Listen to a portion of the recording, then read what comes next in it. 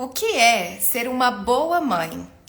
E por que mulheres boas também podem não ter filhos?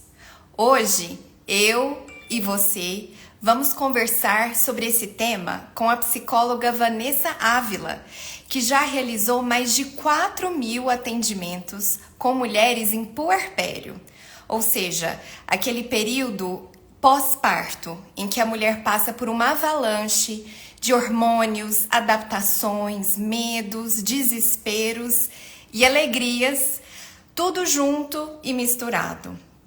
O meu nome é Larissa Cruvinel, eu sou autora desse livro lindo aqui, do Roxinho, A Serenidade da Renúncia, uma bússola para mulheres corajosas decidirem autenticamente por serem ou não mães. Aqui vocês vão encontrar reflexões para ajudar na decisão mais importante das nossas vidas: ter ou não filhos. E como viver serenamente com essa decisão. Esse bate-papo é um esquenta para o programa Pérola, que vai começar no dia 18/11, segunda que vem, mas a gente vai passar mais detalhes no final do bate-papo. Não quero me delongar, eu vejo que muita gente está chegando, sejam bem-vindas. Vamos chamar a Vanessa e começar essa conversa.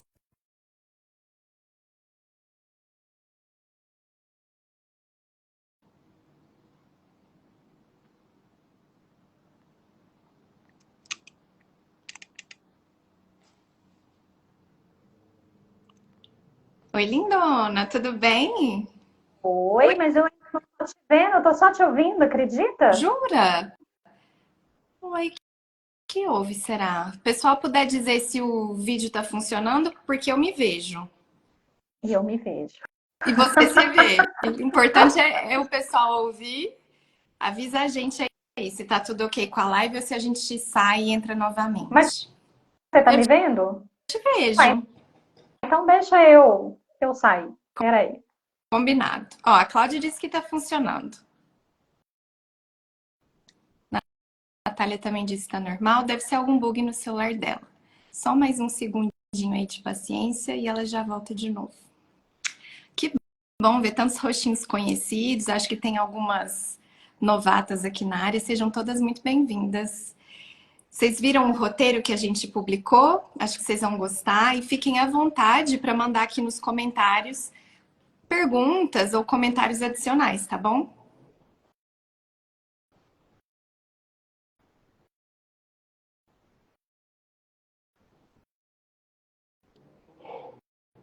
Aí, e agora deu certo. Ei, menina, mas eu não te vejo, eu só te escuto, você acredita? Jura, Vanessa? Ai, que pena. Mas vamos seguir, porque o Vamos. pessoal diz que tá. Você imagina meu rosto, imagina, eu vou te contando aqui os comentários que forem surgindo. É, eu queria começar, porque a gente tem pouco tempo e muita conversa pela frente. Então, eu queria já começar com uma pergunta de abertura. Qual é a relação entre bondade e maternidade? Ó, vamos lá. Como eu não tô te vendo, se eu te interromper, né, você me fala aí, porque agora eu tô me vendo só, né? Coisa mais esquisita. Depois eu vejo a gravação para ver como é que ficamos. Combinado. E olha só, quando você me mandou essa pergunta, eu achei tão interessante. Eu fiquei pensando na relação da bondade com a maternidade e o que eu mais enxergo é que seria essa doação, sabe? Das mães realmente pensarem que a bondade envolve uma entrega sem limites, que ela tem que estar sempre em último lugar Sim. para atender as necessidades de todos. E aí o interessante é isso, é que é de todos, não é apenas a necessidade, talvez, ali do filho e da filha, ela estende isso para todo mundo que está em volta dela. E aí, só que o que eu percebo, né, aí na minha prática é que cada vez mais ela vai ficando desconectada com a Hum, própria, né? Porque é isso, se eu só olho para o outro, eu deixo de atender as minhas necessidades, eu deixo de enxergar o que eu preciso, então eu deixo de existir. E o que eu mais escuto é exatamente isso, assim, o quanto que é, as frases, né? Nossa, eu olho no espelho, eu não me reconheço, não se trata só de imagem, né? Quantas vão lá, cortam cabelo, pintam cabelo e falam aqui comigo, mas não resolveu nada, porque é uma coisa mais interna realmente, né? Quantas falam, nossa, eu não me reconheço mais, eu não sou mais feliz, eu achei que eu estaria feliz, eu não estou feliz, mesmo amando tudo isso, porque eu tinha saudade muito daquela vida onde ela se cuidava, onde ela se enxergava, onde ela existia. Sim. E aí, eu entendo que a bondade na maternidade, ela tem que encontrar ali um equilíbrio, na verdade, ela ser bondosa, que ser bondosa é acolher a emoção, os sentimentos, as necessidades do filho, da filha, né, dos filhos, mas também fazer o mesmo por ela. Quando ela consegue fazer esse equilíbrio, ela, inclusive, aí ela volta a se sentir conectada com ela mesma, né? Aham. E consegue, aí, inclusive, ser exemplo, né? Porque ela quer ali no futuro que essa criança ela consiga ter relações saudáveis, né? Sendo um adulto, ela quer, então ela ensina a falar não, ela ensina a impor limites, ela ensina a se cuidar, ela ensina amor com a própria pessoa, né? Então a bondade tem que significar que o amor pelo outro não significa parar de amar a si mesmo, sabe? Sim. Eu fiz essa reflexão sobre a bondade na maternidade. Legal. E eu, como mulher não mãe, recebo muito, Vanessa, assim, um comentário de questionamento nossa, mas por que não querer ter filhos? Que é diferente de não poder ter, na visão geral das pessoas. Sim. Como se existisse uma ruindade no meu coração em relação às crianças, né? Ou em relação ao mundo. Existe uma crença de que a mulher que escolhe não ter filhos é uma mulher pessimista, desesperançosa, egoísta, insegura. Então eu vejo essa bondade muito atrelada ao sim e a ruindade atrelada ao não É, no quesito maternidade, né? Isso que a gente está falando. E super concordo. não sei o que o pessoal acha sobre isso. Se quiser interagir aí com comentários, a gente vai trazendo vocês aqui para a roda de conversa. E aí, Vanessa, uma curiosidade também é assim, o que é uma boa mãe? Porque eu percebo nas falas que existem muitas mães que acompanham aqui o perfil também, até para ajudar a decidir se vai ter o segundo filho ou porque elas estão se sentindo ambíguas com sentimentos ali pós-maternidade. E aí, a boa mãe é a mãe perfeita, que acerta tudo, que não sente culpa. Que mãe é essa? Ela existe, Vanessa? Eu tô adorando que eu não tô te vendo, eu tô tendo que imaginar aqui o rosto, que é esse, que boa mãe, ela existe. Eu, nesse tanto de atendimento que fiz, estou em busca dela até hoje. Porque, olha só, eu amei tanto quando eu vi essa pergunta, porque eu faço essa pergunta. Quem passa por atendimento comigo, em algum momento, vai chegar nessa pergunta, a gente vai trabalhar isso nas sessões. E eu já trabalhei isso no Instagram e tudo mais. E, eu gosto sempre de ir construindo a ideia do que é uma boa mãe. Vamos lá, fazer aqui de uma forma mais resumida, né? Mas para ajudar aí o pessoal a pensar que esse que é o objetivo. Eu entendo que esse conceito de boa mãe, ele passa aí desde a infância, né? A gente lá pequenininha, que menina mais faz, né, gente? Brinca de boneca, brinca de casinha, e aí ela vai ali observando como que a mãe dela lida com ela, lida com os irmãos, a vizinha, a madrinha, a tia, a avó, a mãe do coleguinha, e aí ela vai construindo uma ideia de isso é legal, isso não é legal, eu gosto disso, não gosto, eu quero repetir isso, não quero e tudo mais. Então, essa é uma parte da construção do que seria uma boa mãe. A outra parte, que eu acho que assim, que é uma parte super relevante, que as pessoas pouco, em sua maioria, pouco refletem, pouco percebem do impacto dela, é a cultura. E o quanto que a nossa cultura, ela muda, obviamente, com o passar do tempo, e muda de região para região. Então, assim, só para trazer um exemplo, teve uma vez que eu vi uma reportagem que lá na Finlândia, as mulheres, né, as mães, as famílias têm costume de deixar o bebê no carrinho de bebê do lado de fora da casa, mesmo em baixas temperaturas. De que eu li isso, eu achei aquele negócio assim, falei, gente, que coisa mais estranha. Coloquei aqui no Instagram e todo mundo ficou assim, meio que horrorizado.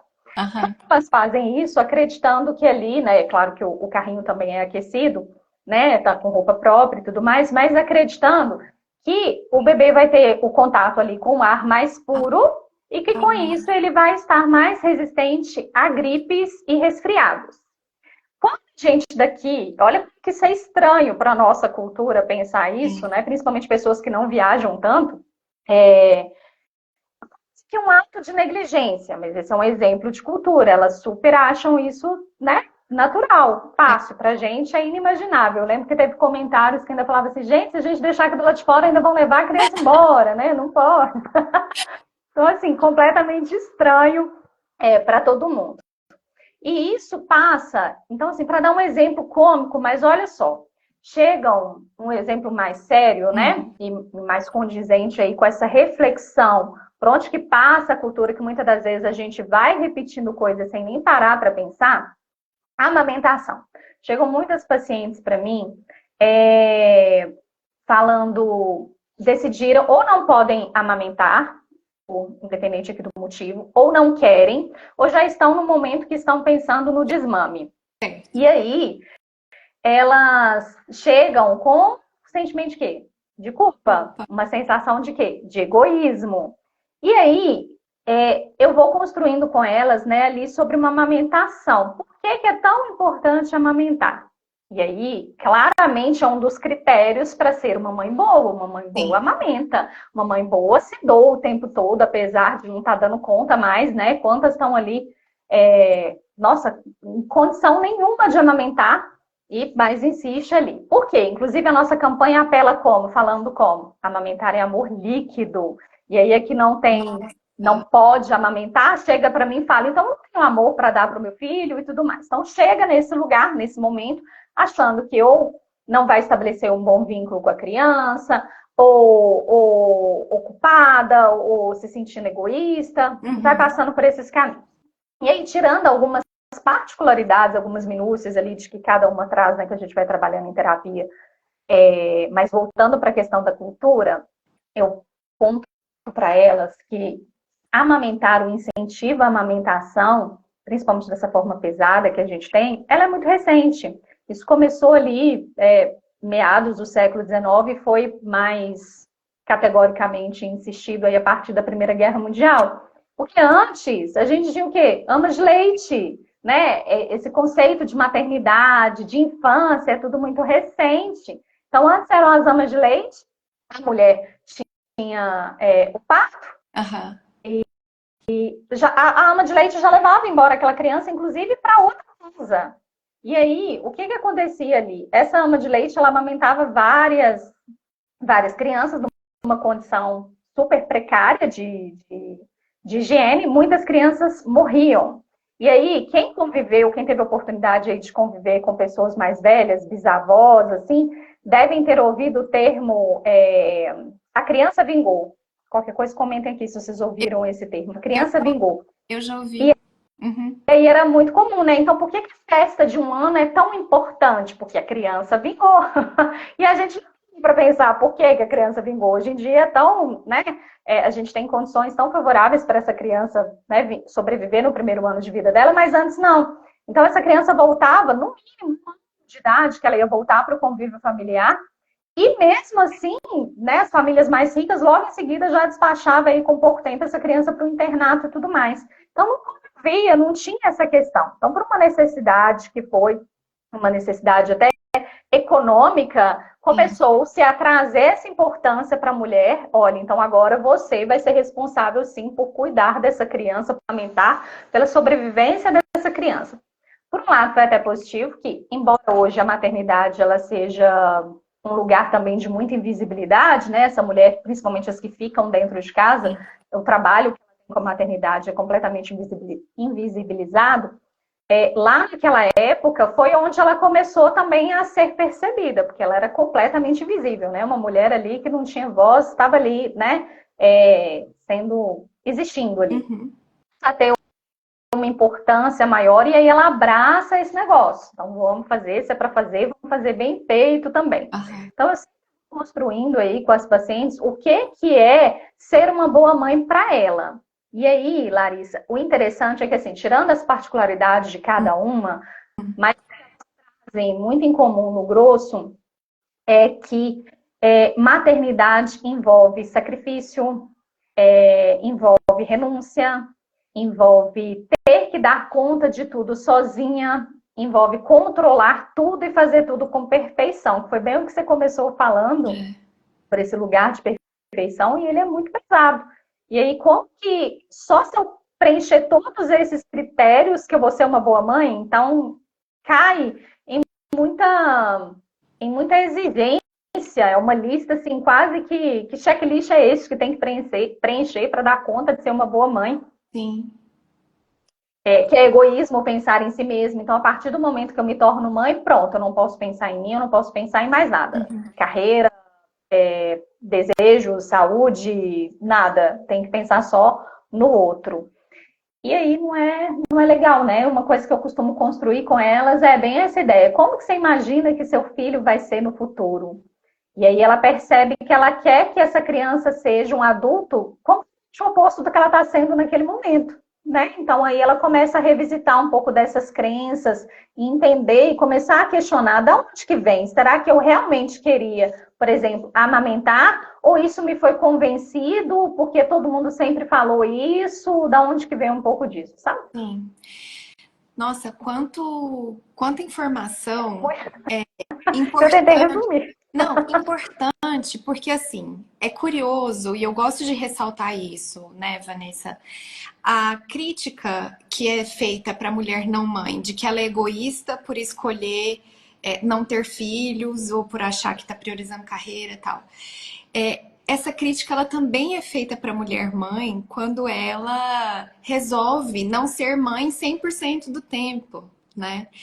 E um ponto importante que você trouxe assim das renúncias e das angústias, é, porque é algo que faz parte da vida. Eu acho importante a gente não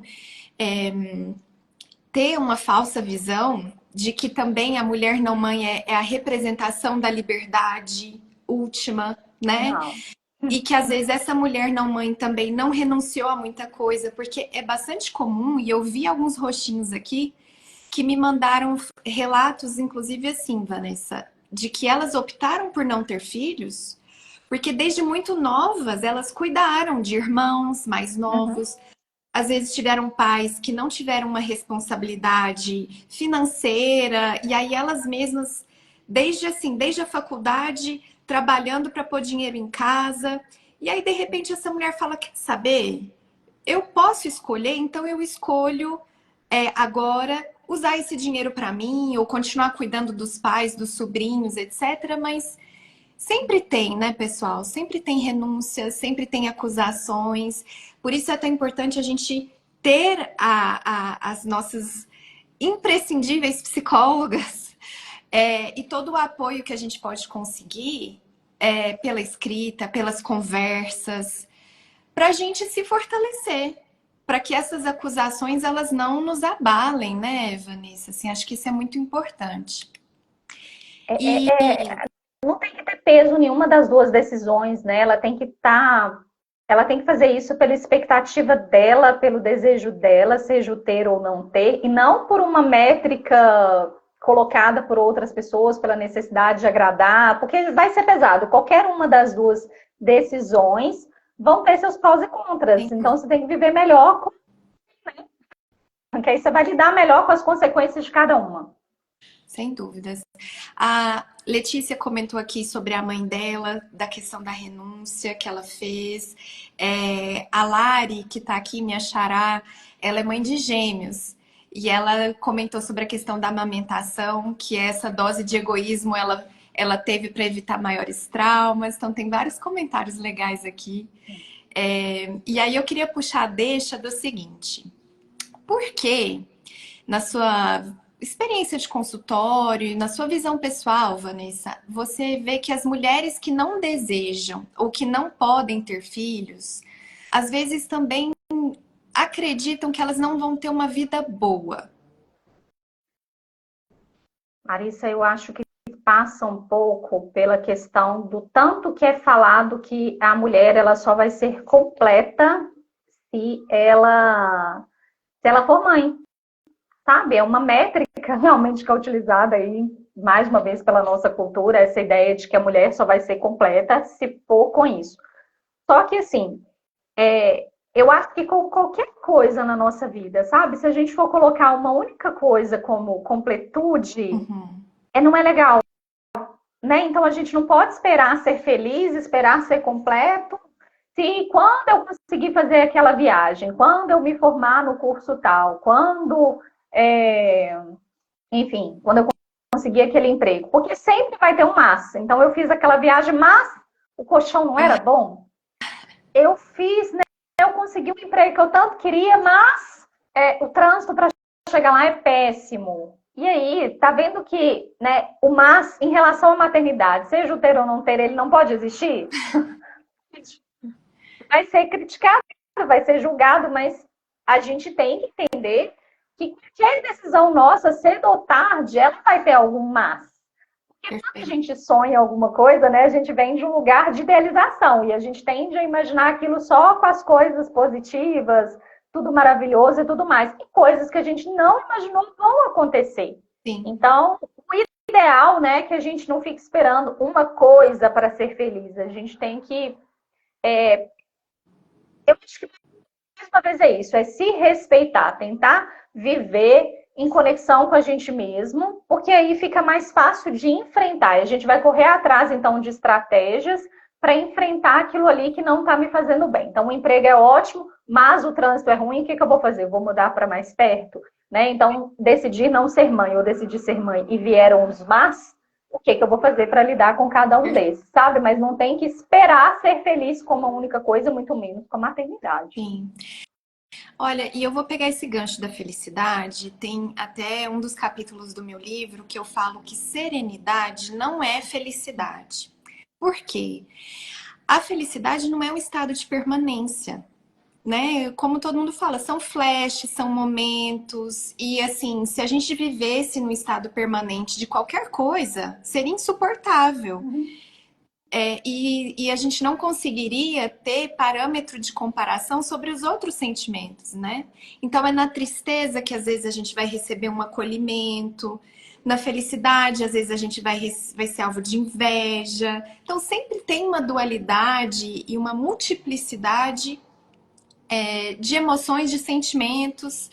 E o que a gente tem falado muito aqui sobre a serenidade é exatamente a gente ter a humildade de que a gente não pode ter completude. Então, é aquela paz de entender que é o momento, de entender que são limitações de cada escolha. Vai ter horas que a gente vai ter dúvidas, sim, mas é por isso é importante a gente encontrar os nossos grupos, né, de apoio. Não é só mãe que precisa de rede de apoio, né, Vanessa? Não, a gente estava falando disso.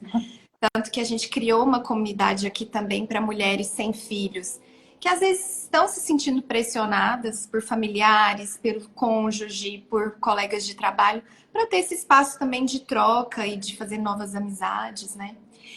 E aí eu queria, a gente está caminhando para a reta final, que você compartilhasse assim, o que a psicoterapia traz de contribuição para aquela mulher que está em dúvida, ou para a mulher que está angustiada com a decisão que ela tomou.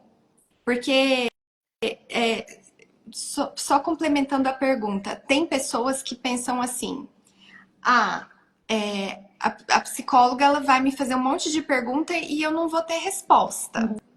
Então, eu queria que você contasse assim, qual que é o seu papel e de outros profissionais nessa jornada de decisão. Larissa, se ainda não tem resposta, é sinal que a gente tem que continuar perguntando, né? E quando você tem uma resposta, finalmente, né, a gente tem que ir atrás da resposta. E é um lugar onde, diferente, né, dos outros locais, as perguntas elas são feitas sem julgamento, né? É realmente no sentido de fazer você pensar. Então, eu ainda estou em dúvida se eu quero ou não quero ser mãe. Então, vamos imaginar os dois cenários, né? Por que que você quer? Da onde vem essa expectativa? Porque às vezes é uma pressão, né? É a mãe que está sempre perguntando, ai, mas meu pai tá doente, minha mãe tá doente, eles queriam tanto nessa e ficam me cobrando. É uma expectativa, porque todo mundo, né? A questão, todo mundo faz isso, aí nessa hora, né? A mãe fala, você não é todo mundo, nessa hora você vira todo mundo. Então, sim, né? Eu tenho que atender. Então, da onde está vindo esse desejo?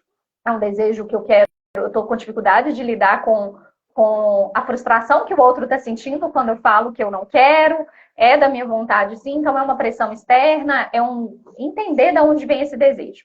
E às vezes passa também o não querer, passa por um medo. Ah, então eu tô com medo, então eu acho que eu não quero ser mãe porque eu tô preocupada com a minha carreira, porque eu tô preocupada com a minha vida pessoal, porque eu tô preocupada com o impacto disso no meu relacionamento, mas a decisão não pode ser baseada em medo. Então a gente tem que trabalhar os medos para você então ter uma decisão mais clara, mais racional e entender realmente. Então, enfim, a psicoterapia é realmente esse lugar de permitir que a mulher tenha ali uma clareza dos desejos, das necessidades dela, de decisões mais autênticas, mais conscientes. Eu acho que é trazer, utilizando, né, seu termo é perfeito, serenidade no meio de tanto caos de pensamentos também, tá? Maravilha. E eu quero deixar uma provocação antes da gente comentar, né, do nosso programa juntas, porque quem ficou com gostinho de quero mais, a gente vai ter uma jornada de 6 encontros com a Vanessa, com outros 2 profissionais, também da área da saúde. A gente também vai conversar com o ginecologista e com o geriatra, para as mulheres olharem para o passado, presente e futuro dessa mulher sem filhos. Por quê? Para não ter medo do envelhecimento, né? Dessa pergunta aí de quem vai cuidar de mim. Para também não deixar de ter filhos ou ter filhos por uma questão de cobrança familiar, do histórico dessa família, né? Desse contexto. A gente também vai olhar para congelamento de óvulos e alternativas, planos de contingência, vamos olhar para questões financeiras. Então, é um programa que foi desenhado para trazer esse acolhimento para vocês que ainda estão buscando superar a angústia e encontrar a serenidade nesse quesito aí da não maternidade. E o que eu gosto muito e quero deixar para a gente dormir com essa, assim, é que perguntas são muitas vezes as melhores respostas. Porque às vezes a gente tem a pergunta errada. Então, se a gente chega para nossa psicóloga, ou se alguma mulher chega para mim e fala, né? Eu não sei se eu devo ser mãe. Aí a gente já começa a devolver com perguntas. Por que é uma obrigação? Né? E aí a gente vai desenrolando esse emaranhado, né? A gente vai puxando um fio. Então, hoje é um esquenta, é um convite para que vocês sintam vontade de fazer boas perguntas para si próprias, para nós que podemos auxiliar vocês. Procurem amigas mães, procurem amigas não mães, procurem mulheres mais velhas, procurem mulheres fora da sua bolha. Porque quanto mais repertório a gente tem e mais confiança a gente tem para fazer perguntas, melhor. Porque a gente se sente não manipulada, né, Vanessa? Porque eu acho que o que gera muita angústia é a sensação de que a gente não está sendo a gente. É de que a gente está fazendo pelo marido, pela mãe, pelo, sabe? Por um casamento, que às vezes eu vejo que não é nem pelo marido. Tem mulher que fala de ter filhos para segurar a instituição casamento. Porque o marido em si, ela sabe muitas vezes que não vai ser um pai presente, mas ela acha que a família de 2 não é família. Uhum. Então, enfim, quero deixar também a Vanessa, deixar os contatos dela. Para quem não for participar da jornada, mas quiser um atendimento, ela também está à disposição para Mundo todo, né, Vanessa? Diz aí. Todo. Muito legal meus atendimentos no internacional também. Então, venham, a gente adapta o fuso horário.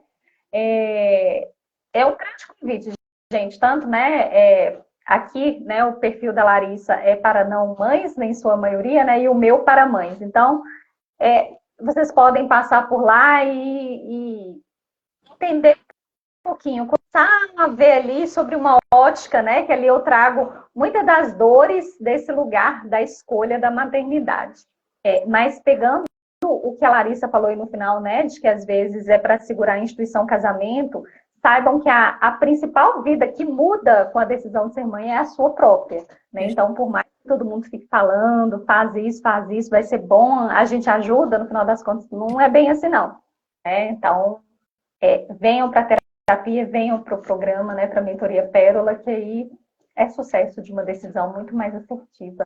E me chamar, meu contato está lá na minha bio, só me chamar e a gente bate um outro bate-papo bem legal também. Vanessa, obrigada. Segunda-feira começa nosso programa. Eu espero encontrar algumas de vocês por lá. Se não, ao longo dessa semana a gente vai ter mais bate-papos com outros especialistas convidados. E foi um prazer estar com vocês essa noite. Espero que vocês tenham gostado.